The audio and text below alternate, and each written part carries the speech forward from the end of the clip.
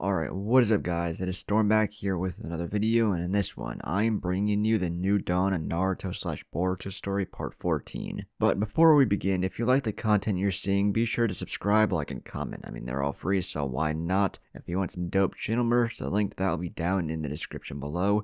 And if you just want to see more of me, go check out my other channels, and go follow me on Twitter and Instagram, which will all be linked down below. But, without further ado, why don't we just dive right on in. It was quite a feeling the first time you killed someone. Boruto would never forget it. The way the Anbu's eyes widened and clouded beneath his mask. The sound of blood gurgling in the lungs as he breathed his last breath. The way he clutched at his chest in disbelief and horror. Everyone always talked about how the faces of those they killed were in their dreams. On more than one occasion, Boruto had eavesdropped on a few of the grizzled veterans of the Third War. It amazed him that they could remember the details so intimately after so much time. Now, he didn't doubt them. Boruto would remember that night in the small forest clearing on the peninsula of the Land of Lightning until his dying day. That, he knew. But what the veterans never talked about was the feeling of uncleanliness. His left hand felt like it didn't belong. His skin felt tight, as if it was worn incorrectly. Boruto's fingers twitched as he recalled the sensation of chakra leaving their tips and piercing the Anbu's chest. He felt the overwhelming need to wash his hands, but no amount of soap and water ever made them feel cleaner. The aftermath of the Anbu attack on their camp was dealt with swiftly and efficiently. When Boruto woke up late the next morning, the bodies had already been catalogued and piled. The Anbu who had prices on their heads were loaded onto the ship, and the rest burned in a great pile. Those that died from among the ranks of the Crimson Tide were given proper burials in the forest and unmarked graves, to prevent any grave robbers from disturbing their rest to collect their bounties. It was a somber feeling, Boruto decided. The very air felt depressing in the wake of so much death. Takeo had sulked around the camp, picking fights with whomever was stupid enough to anger him. Boruto couldn't find it in himself to blame him. He didn't know what he would do if Sarada or Mitsuki had been killed on a mission. He would probably go mad. Hikari had summarily shoved a plate of food in his face, giving him only minutes to eat, before dragging him out of the camp before Boruto could ask any questions or wallow in his own misery. They had a long journey ahead of them, made longer by the late hour of the day in which they found themselves. The island of Nadeshiko lay far to the south of where they had camped in the Land of Lightning. It was one of the largest islands in the Land of Water, yet retained its sovereignty due to its own fledgling ninja village. Whilst the Hidden Mist would no doubt emerge victorious in a war between the two, there had never been enough support to do so, especially with the Third and Fourth Wars, and Yagura's bloody purge of bloodlines. "Keep up," Hikari chided him. Boruto shook his head, trying to focus on the trees as they leapt through the forest. Hikari glanced back at Boruto as the forest thinned, giving way to rocky hills and gullies. He was taking it much harder than she herself did the first time, given he was born in an era of peace in a village that promoted non-violence, and she was recruited into the Anbu Hunter program before she had even graduated from the academy. No one was there to hold her hand and guide her through her own tumultuous emotions, so she didn't know what she could do to comfort her brother in arms. The two of them continued in a strained, awkward silence as they blitzed through the countryside. Blissfully, they encountered no foreign ninja. Rocky crags and gullies gave way to smooth, sandy plains as they reached the coast of the Land of Lightning. Both continued on, channeling chakra through their feet as they sprinted across the waves. Hikari kept her pace brisk yet subdued, always looking back to make sure Boruto followed her. He had withdrawn inwards, and no amount of prodding would bring him out of his shell for long. Hikari's training aided her. A distracted mind and a potential combat situation never ended well for him or his team. Slowing her pace, Boruto continued running on autopilot. Hikari weaved a few handstands as she kneeled, placing the palm of her hand on the surface of the ocean. A small stream of water reared its head and slammed into Boruto's face before he could react. Hikari was rewarded with the sound of sputtering and yelping as Boruto was rudely awakened and sent sprawling below the waves. Boruto swam to the surface, his arms flailing for purchase in the water surface with his chakra. He took in a great gasp of air as he hauled himself out of the water. Now thoroughly soaked, he flashed his companion a murderous look, the veins in his temples writhing unnaturally. If Hikari didn't have a mask, Boruto was sure she would have an infuriating smirk plastered on her face. Hikari inclined her head, gesturing to continue their journey. Boruto grumbled under his breath and began to wring out his soaked clothes as they ran. After he had removed as much moisture as he could, there was little left to distract him from returning to his dark thoughts. He kept his sixth sense trained on Hikari, however, wary of being drenched again. The hidden mist jutsu is formed by the seals for Ox, Snake, and Ram, Hikari said suddenly. The user gathers chakra in their lungs, using nature transformation to turn it into water vapor. Imbued with chakra, it is thicker than natural mist and obscures dojutsu to varying degrees. Boruto is startled upon hearing her speak. Yeah, I guess, he commented. Hikari had taught him the jutsu shortly after he joined. It was a staple of all hidden mist ninjas, and an invaluable technique for stealth. Now you explain one, Hikari prompted, before Boruto could go back to torturing himself. Boruto's brow furrowed as he began explaining the water-release water bullet jutsu. For the remainder of their trip to Nadeshiko, the two went back and forth, explaining the hand seals required for each jutsu and exactly how it functioned. It became sort of a game, where each stretched their knowledge of techniques to the limits. Both were equally rival as the shores of Nadeshiko came into sight. Boruto and Hikari had gone through their entire repertoire of techniques, and were struggling to improvise new techniques from their brief battles with other ninja, and what they remembered from their time in the academy. Boruto hid a small smile as he realized Hikari had played the game to distract him from his sorrow. Sarada's eyes flickered back and forth as her Sharingan tracked Himawari's fists. She ducked and weaved, evading each strike of the gentle fist. The air hissed as the younger girl's hand expelled chakra. Even a single touch would be deliberating, especially when they weren't holding anything back. She grabbed Himawari's wrist as an open-palmed fist swung wide. Heaving, she threw Himawari across the training grounds like a ragdoll. Sarada heard her yelp in surprise and began to weave hand seals. Himawari recovered, chakra glowing as her feet touched the ground and anchored her there against the force of Sarada's grapple. She darted forward, using the chakra in her legs to give her a burst of speed. With her Byakugan, she saw Sarada's eyes widen in surprise as she appeared inside her guard. 2 palms, Himawari yelled, striking her friend in the sternum and abdomen. She hesitated as the strikes felt wrong. Sarada seemed to bulge as smoke leaked from her mouth and ears. Himawari leapt backwards, her hands flashing through hand seals. An earthen dome erupted and covered her as the clone of Sarada burst into flames, incinerating the grass for several tens of feet in every direction. She could feel the heat through her earthen defense. Had she not blocked the fire clone's explosion, she was sure Sarada would be rushing her to the hospital. But that was the cost of power. Both girls had agreed to hold nothing back when they started training together several months ago. As a result, both improved markedly. With her Byakugan, Himawari could see Sarada standing beneath her, inhaling a great breath of air. Himawari bit her thumb and slammed her palm on the ground. A large toad burst forth, shattering the earth dome. Without Himawari having to speak her intent, the toad spewed forth a wave of water that countered Sarada's fire technique. The training grounds were covered in a thick steam, but that didn't hinder Himawari's vision. The toad leapt into the air as Himawari inhaled. Gamami needed no instruction as she felt her summoner's chakra flare. She spit a globule of oil at the same time Himawari breathed fire. A roaring inferno descended over the training grounds, thoroughly scorching and charring the earth beyond what a normal fire technique could do. As the toad and her summoner fell to the earth, the ground rumbled under their weight. Sarada chose then to emerge from her hiding spot behind a tree trunk at the far edge of the clearing. She unleashed a wave of arcing lightning that moved faster than the eye could follow. With her Sharingan, Sarada saw the muscles in Himawari's back go rigid as the lightning approached. No doubt her Byakugan saw the attack coming, but her body wasn't fast enough to react to it. The toad burst into smoke as it was electrocuted, leaving Himawari to fall to the ground as her muscles spasmed uncontrollably. Sprinting forward, Sarada was at her opponent's throat in a moment. She held a kunai to Himawari's neck with a pleased smile on her face. "Give up?" Sarada asked. Himawari nodded feebly as Sarada put the knife back in its pouch. Her hands glowed green with the mystic palm as she soothed Himawari's pains away. "That was a good one," Himawari managed to gasp out as her muscles stopped spasming. "Thanks," Sarada quipped. "I couldn't afford to hold back with you using toad oil. That stuff is nasty. My mom had to throw out the last shirt that got stained with the stuff." Himawari giggled at the thought of Sakura scrubbing futilely at the toad oil. According to Gamami, it was a highly flammable variant of the oil the toads bathed in on Mount Miyaboku. Whilst the original couldn't be taken from the toad's ancestral home, the flammable oil used for combat could. After a quick demonstration on its properties, Himawari had demanded her summon to always carry some. The heat from the combination of the toad oil and fire was enough to blister her own skin, even at a distance. The green chakra surrounding Sarada's hand faded as the treatment ended. "Better?" Sarada asked, helping her opponent to her feet. Himawari nodded several times. "Up for round 2?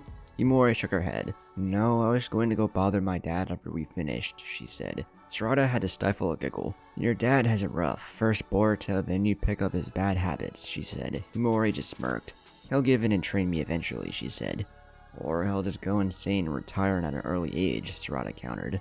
That's fine too, Himawari declared. You know, Sarada said as the two of them walked back to the village. You know, you could always ask Konohamaru to teach you. He taught the Rasengan to Boruto. I'm sure he'd be happy to teach you if you asked. Himawari made a small noise that told Sarada she hadn't really thought of that. Plus, Sarada continued on, imagine the Hokage's face when you bust into his office with a Rasengan in your hand. Himawari stopped walking, causing Sarada to stop as well. She watched as an evil grin spread across her friend's face. In that moment, Sarada felt sorry for her teacher and the leader of their village. Himawari began to skip happily through the woods as they headed not for the Hokage's office, but for the Sarutobi clan district, and presumably Konohamaru's house. Sarada shook her head and pushed her glasses up as she followed her friend. She knew how demanding Himawari could be, and if she was going to torture her teacher, she wanted to be there to watch. And learn, of course.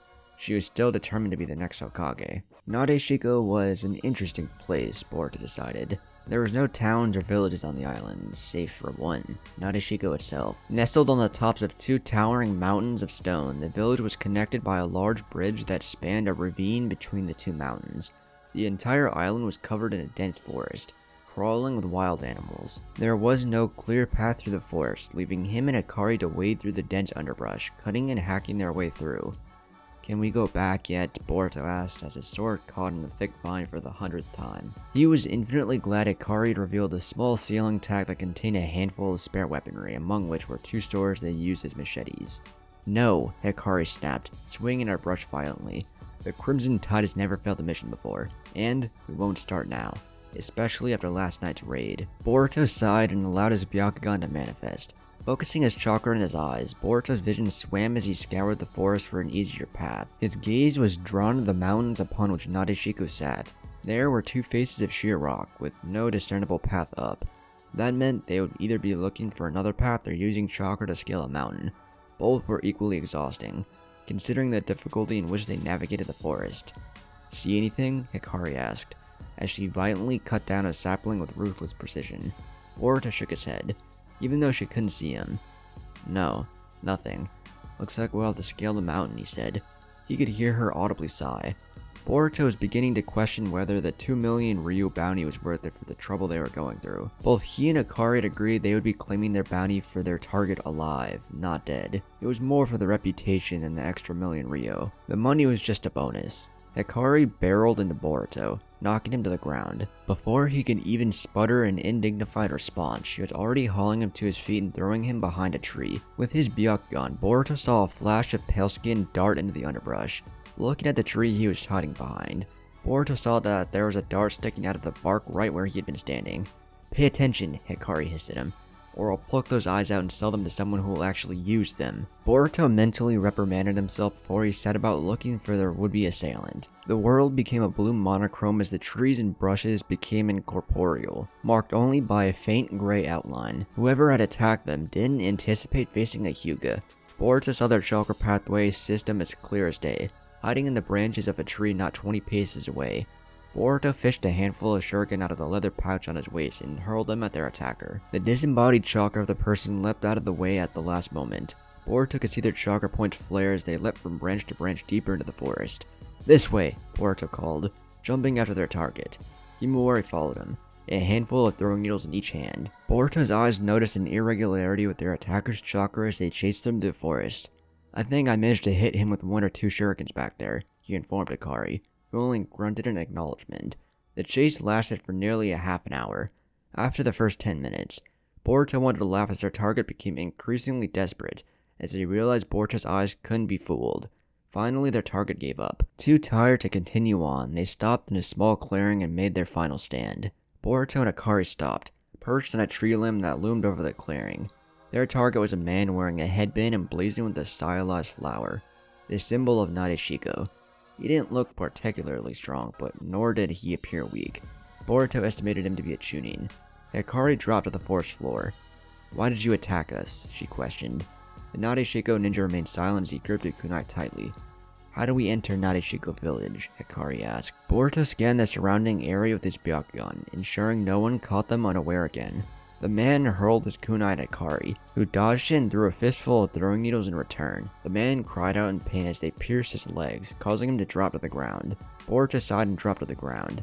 Seeing no other enemies in sight, Hikari strode up to the man, kneeled, and stabbed him with a needle. Boruto watched as his pupils dilated and his muscles slackened. "Why did you attack us?" Hikari asked again. The ninja opened his jaw and began to lazily drawl out the answer to her question.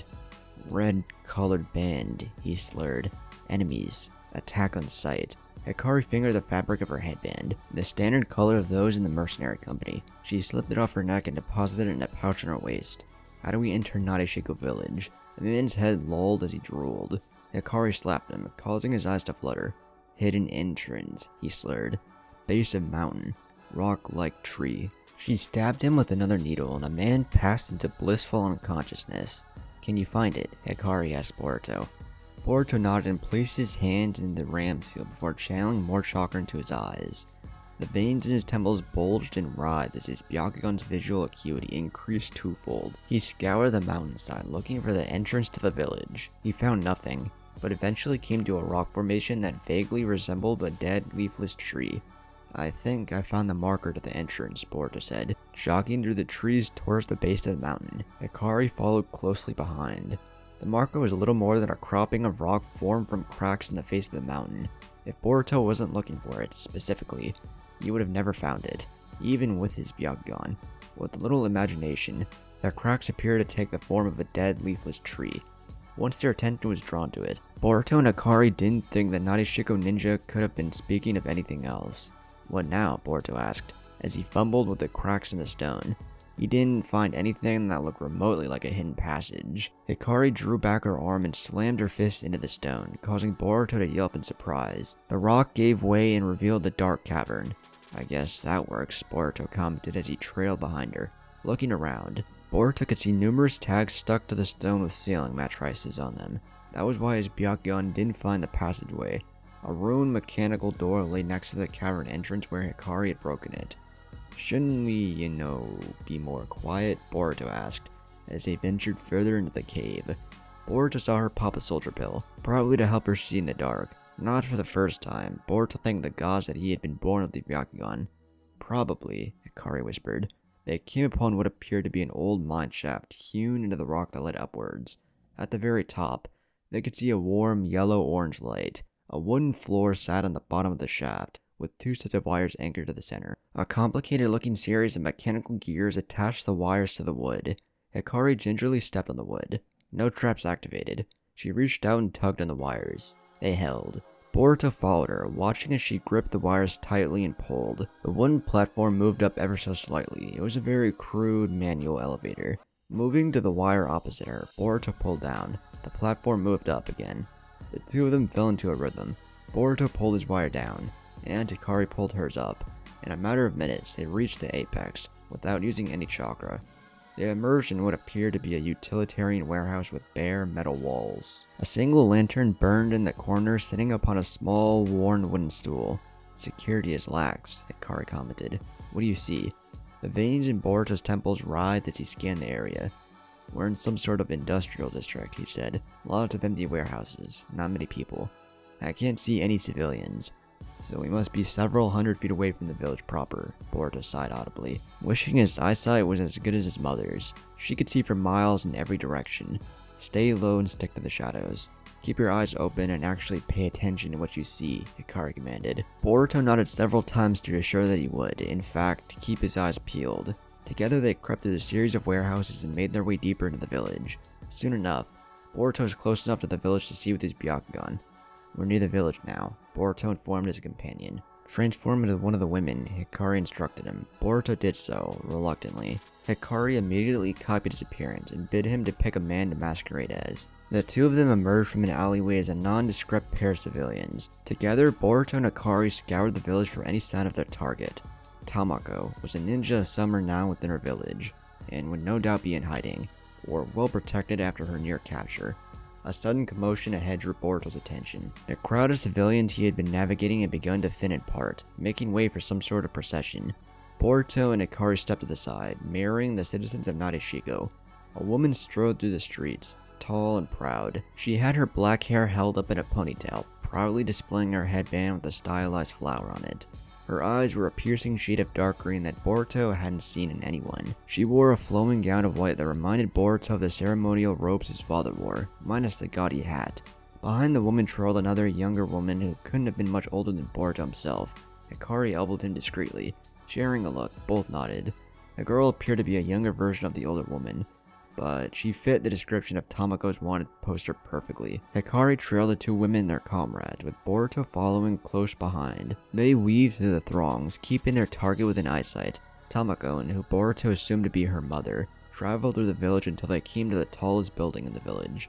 They entered through a small door, with two of their guards taking their post outside. In wordless agreement, Boruto activated his Byakugan. He watched as the pair ascended a stairway that led to a sprawling complex of offices and what appeared to be barracks. I think Tamako might be the daughter of their Kage, Boruto informed Ikari. He cursed her under her breath. We'll have to take her at night then. I'm not risking a fight with the village leader, Ikari decided. Boruto's eyes drifted to a small house outside the Kage's office. That house is abandoned, he said, pointing it out. We can wait there until night. They didn't have to wait long. Day came and went, and then the cover of darkness descended. A small guard of ninja remained behind, but their number was vastly reduced from earlier that afternoon. No doubt they felt safe enough to not warrant the extreme security measures the larger villages had. There was no war, and Nadeshiko was too small to be considered a threat by any of the 5 great nations. Boruto and Ikari stealthily crept from the abandoned houses they had hidden in, scaling the walls of the office and snaking past the guards, channeling chakra into their feet. They sprinted and ran up the walls, vertically. 4th room from the top, Boruto informed Ikari. His eyes began to ache from the continued use of his dojutsu. Ikari picked the lock on the window with quiet ease, and the two of them slipped into a small bedroom. A bed lay on the far side of the room, with the body occupying it. With his Byakugan, Boruto could see the chakra pathway system of a human clearly. He nodded to Ikari, who withdrew a single throwing needle whose tip was a shade of purple. Before she could throw the needle, Boruto saw the person's chakra points in their arms flare to life. He opened his mouth to warn Ikari, but was stopped by a gust of wind that threw him into the wall with enough force to knock the wind from his lungs. Nadeshiko style, Gale Fist, he heard a feminine voice intone. The next sound he heard was the sound of stone shattering as Ikari got to her feet and delivered a punch that missed and destroyed an entire wall. Boruto staggered to his feet as Tamako danced across the room, evading every swing Ikari made. The second Gale Fist came, and this time, Boruto made sure not to get hit. He rolled out of the way, using an evasive maneuver from the Uzumaki Taijutsu style. In the same motion, he withdrew a kunai and hurled it at the girl's right leg. Tamako kicked the knife away, causing it to sink deep into the stone wall behind Boruto. The enclosed space didn't allow Boruto to use any ninjutsu without potentially hurting Ikari, so he darted forwards, hand raised for open palm gentle fist strikes. Tamako was not limited, so she unleashed 2 Gale Fists in quick succession, causing gusts of wind to buffet Boruto and Ikari. The pair were forced to channel chakra into their feet in order to stay anchored to the ground, in the face of the powerful wind. The wind subsided, and the fight spilled into the hallway. A guard from the lower levels must have heard the fighting, for a man rushed out of a nearby stairwell, with a kunai in his hand. Ikari's fist met his face in an echoing crunch that sent the ninja to the ground, where he lay sprawled. Boruto attacked Tamako, chakra lancing from his fingers and piercing her chakra points as they did battle. She quickly realized a taijutsu battle with Boruto would be a fight she would not win, and quickly retreated further down the hall. Tamako came to an intersection, where one hall met another. There was a breeze and a flash of black fabric as Boruto was roughly thrown to the wall once more.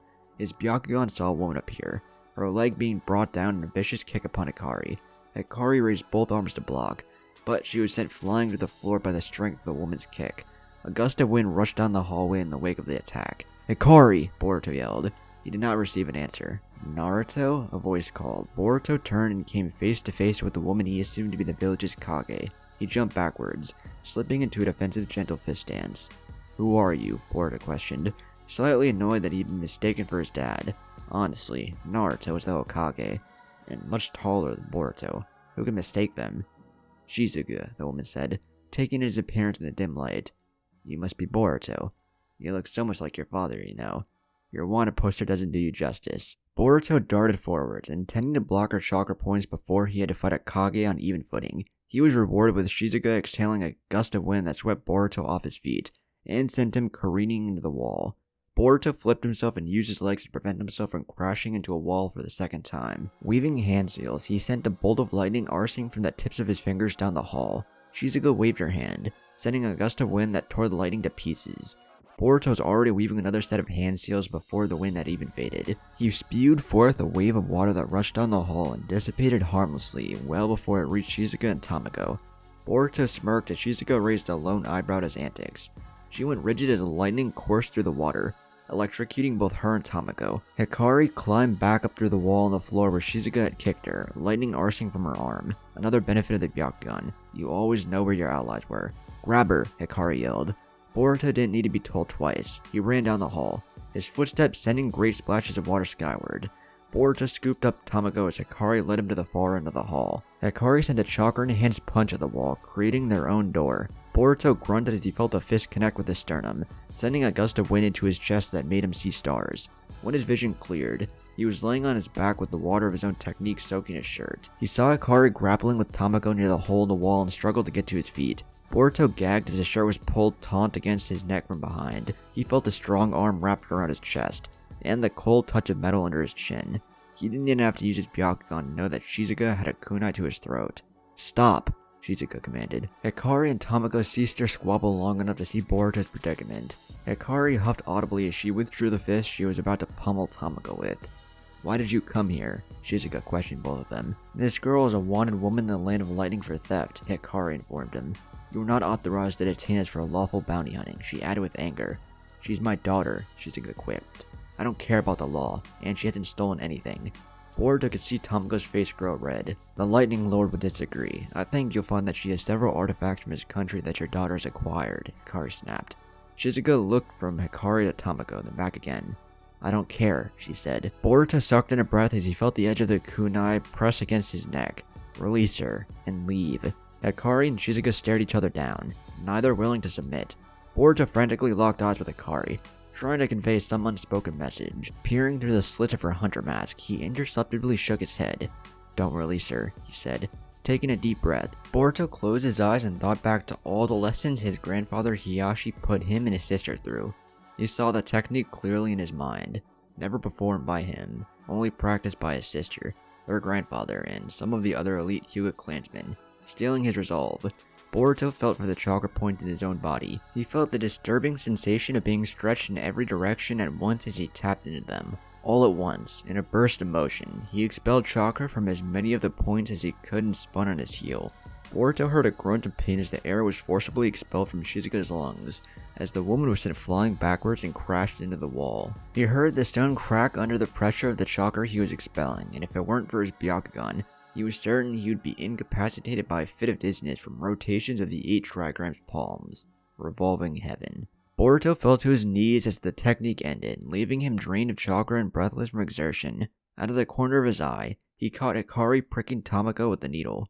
The girl probably collapsed into an unconscious heap. Boruto was pulling himself to his feet when Hikari slid to her knees next to him. "Don't move," she commanded.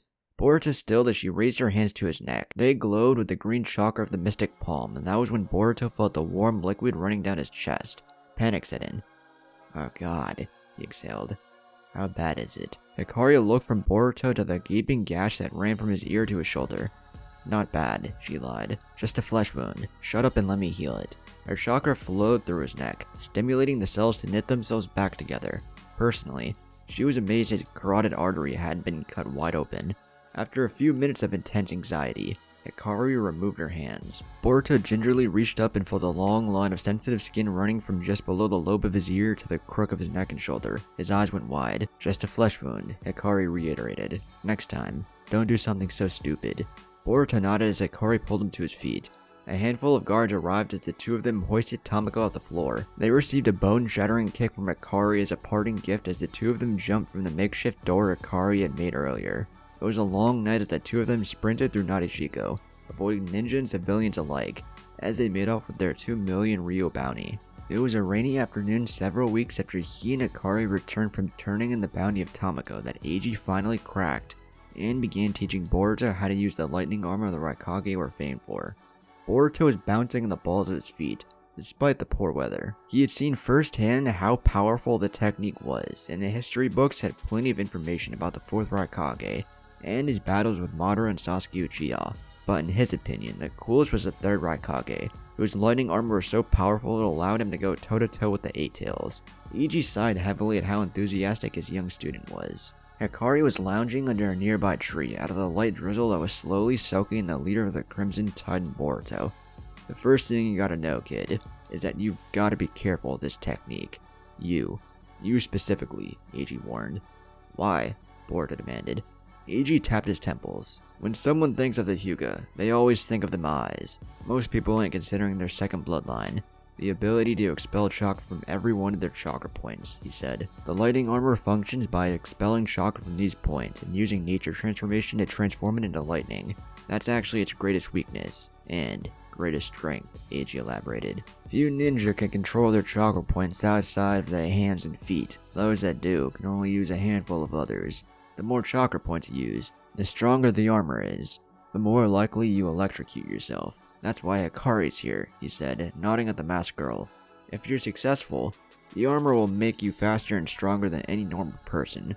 It'll increase your reaction speed by stimulating your nervous system. Boruto nodded. Good, Eiji said, a growing smirk marring his features. Tell you the truth, I'm pretty excited myself. Ain't nobody seen what a Hyuga could do with this kind of technique before. Either you're gonna kill yourself spectacularly, or you're gonna surpass the Raikage. Boruto paled at that. Don't worry, brat. We'll start slow and small. Baby steps, Eiji reassured him. The larger man held out his fist. Use your Byakugan, he commanded. With his dojutsu activated, Boruto could see the chakra leaking from the chakra points in Eiji's forearm. Nearly every point in his hand was expelling chakra, but only a handful on his arm were. Believe it or not, I've actually got pretty good chakra control. Nowhere near the Raikage's level, but enough that I can imitate the technique, Eiji said. You wrap your chakra around your body, insulating it almost. You try. Boruto held out his own fist and began to methodically expel chakra from every chakra point from his hand to his elbow. You could see the looks of interest Eiji and Hikari showed as a faint blue glow began to surround his arm. Unlike Eiji, Boruto's chakra was so potent it could be seen with the naked eye when expelled in such quantities. Good, Eiji boomed, his laughter echoing throughout the clearing. Now the hard part. You gotta transform it into lightning, just like any regular jutsu, but without hand seals. And don't electrocute yourself, kid. Easier said than done, Boruto thought. His brows furrowed as he attempted to will his chakra to transform. All the while, he continued to leak chakra from his forearm. After 10 minutes, Boruto gasped and wiped away the thin sheen of sweat coating his forehead. He had done nothing but waste chakra. There hadn't even been a single arc of electricity. Don't sweat it, kid, Eiji said, laughing a bit at his own joke. Nobody gets it on their first try. Hell, it took me months to even get a spark. Boruto straightened and flexed, expelling chakra from his arm once more. His fingernails bit into his palm as he clenched his fist and forced his chakra to transform its nature. From the tips of his fingers to his shoulder, Boruto's arm was aflame with blue chakra. His chakra was so dense that it was visible to the naked eye. It was 10 minutes later when the smallest arc of electricity leapt between Boruto's thumb and index finger. Yes! Boruto yelled, cutting off the chakra to his arm. He immediately felt his body burn from exertion, but he was too excited to care. He had succeeded in some small way. I'm impressed, Eiji said. This isn't a technique you learn in a day, or even a week. Boruto beamed and puffed out his chest proudly. You're looking at the person who learned the Rasengan in only 3 days, and that was nearly 2 years ago. This is nothing, Boruto boasted. Pace yourself, kid, Eiji warned. You don't want to learn this in 3 days. You'll end up killing yourself if you aren't careful. He decided not to share the fact that he was impressed that Boruto had learned the ultimate shape manipulation jutsu in 3 days. Boruto had a big enough head as it was. Boruto ignored him and shifted into a more comfortable stance as he expelled chakra from his arm again. Now that he knew what it felt like, nature transformation came more easily to him. It started with the smallest arcing bolts around his fingers, but spread up his arm before dissipating. Boruto grit his teeth and forced the lightning to be contained around his body, using his experience with shape manipulation from the Rasengan to aid himself. He focused on his index finger, forcing his chakra to wrap around itself and keep the lightning held in place. He was rewarded with a single finger coated in arcing, chirping lightning.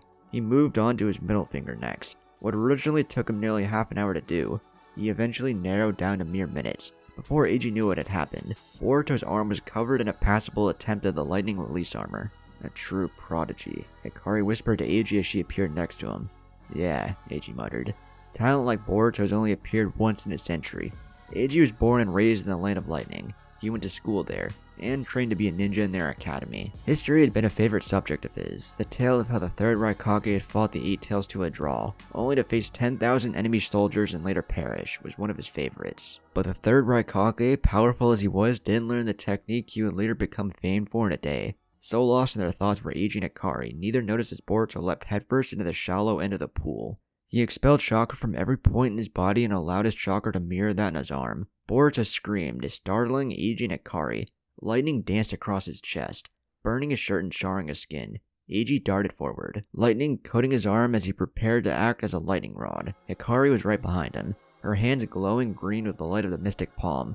Boruto fell to his knees as the technique went out of control. He grit his teeth as the lightning began to cook him from the inside out. He wrestled for control of his own chakra, a disturbing feeling, almost like someone, or something else, was controlling his body.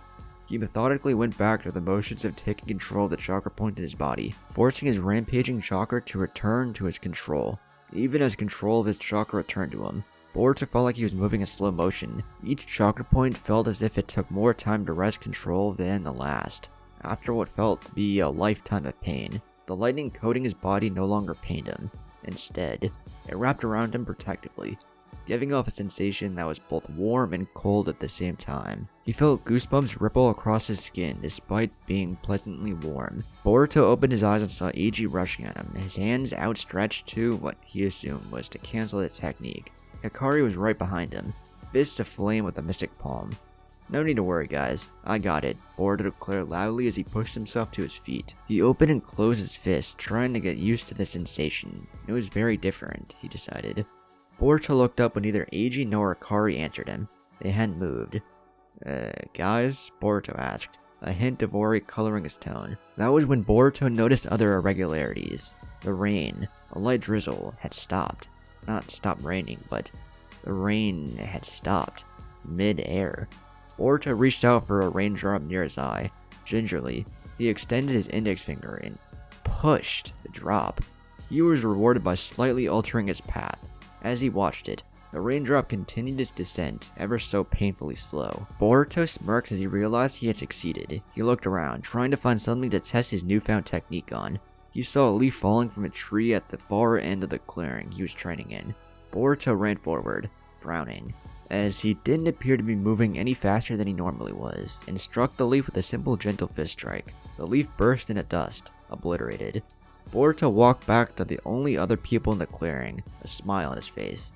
He allowed his chakra points to close, canceling the technique and dispelling the lightning. The disorienting feeling of the world speeding up made Boruto dizzy as he returned to the world of the present.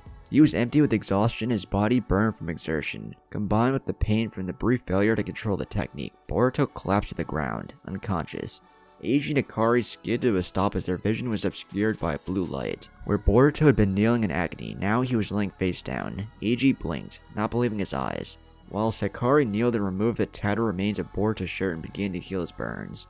"I don't believe it," Eiji muttered, after several minutes. "Is he gonna be okay?" Hikari nodded. "He will be in time," she said, "but no more of this training for several weeks." Eiji nodded absent-mindedly. "I didn't see anything but a bolt of blue lightning," he commented. Hikari laughed lightly as the glow around her hands began to fade. "Lightning bolt. Inazuma," she said.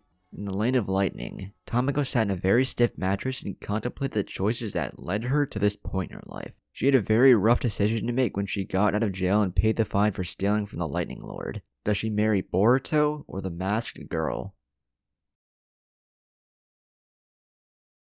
愛してる